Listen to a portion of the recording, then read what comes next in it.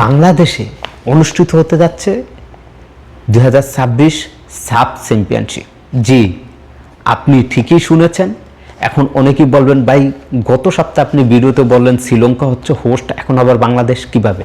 স্ক্রিনে দেখুন নিউজটা। শ্রীলঙ্কা এই মুহূর্তে 2026 সালে তারা চাচ্ছে না তারা সাব চ্যাম্পিয়নশিপটি আয়োজন করতে, তাই তার পরিপ্রেক্ষিতে বর্তমানে বাংলাদেশ এবং শ্রীলঙ্কা এই সাউথ এশিয়ার মধ্যে সবচাইতে বেশি হাইপ কেজি ফ্যান অবস্থান করতেছে। যেহেতু শ্রীলঙ্কা এই মুহূর্তে সাব চ্যাম্পিয়নশিপ তারা আয়োজন করতে চাচ্ছে না, সেই হিসাবে দ্বিতীয় ভাবনা চিন্তা থেকে বাংলাদেশকে হোস্ট করার চিন্তা ভাবনা করতেছে। এবং বাংলাদেশে যে পরিমাণ ফ্যান আছে, কেজি ফ্যান, যারা এই প্রত্যেক ম্যাচের টিকিট বিক্রি করে বেশ মুনাফা অর্জন করতে পারবে, তাই এবার বাংলাদেশে সাব চ্যাম্পিয়নশিপ আয়োজন করার সম্ভাবনাই বেশি। এছাড়াও আপনাদেরকে বলে রাখি, বাংলাদেশ কিন্তু এর আগেও 3 বার এই সাব চ্যাম্পিয়নশিপ আয়োজন করছে। প্রথম 2002 সালে, দ্বিতীয়ত 2009 সালে এবং তৃতীয়ত 2018 সালে। এই 3 বার বাংলাদেশে সাব চ্যাম্পিয়নশিপ অনুষ্ঠিত হয় বা আয়োজন করে। এই 3 বারের মধ্যে প্রথমবারই সফলতা অর্জন করে বাংলাদেশ 2003 সালে, এবং সেবারেই বাংলাদেশ প্রথমবারের মতো সাব চ্যাম্পিয়নশিপে চ্যাম্পিয়ন হয়।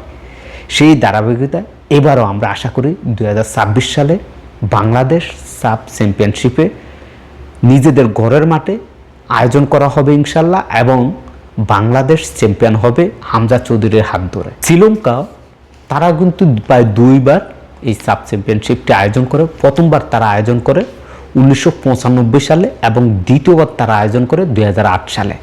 এরপরে তারা আর কখনোই এই সাব চ্যাম্পিয়নশিপ আয়োজন করতে পারে নাই।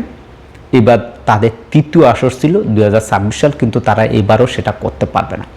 বর্তমান সময়ে দক্ষিণ এশিয়ার মধ্যে বাংলাদেশ দলটি মোটামুটি ভালো একটি দল গঠন করছে। হামজা চৌধুরী, অমিত সোম, জাহান আহমেদ, ফাহমিদুল ইসলাম, এবং মার্চের আগেই সিঙ্গাপুরের সাথে বাংলাদেশের যে ম্যাচ, সেই ম্যাচের আগেই কিন্তু জায়হান হাকিম বাংলাদেশ দলে যোগ দিবেন গুঞ্জন শোনা যাচ্ছে। তার অলরেডি পাসপোর্টের সকল কার্যক্রম কিন্তু শেষ পর্যায়ে চলে আসছে।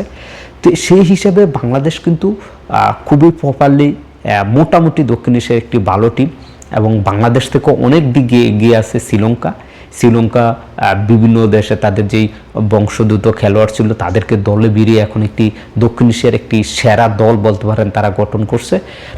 সেই হিসাবে এই শ্রীলঙ্কাকে যদি বদে আনতে হয়, তাহলে বাংলাদেশের হোম অ্যাডভান্সটা বাংলাদেশ কিন্তু কাজে লাগাতে পারবে।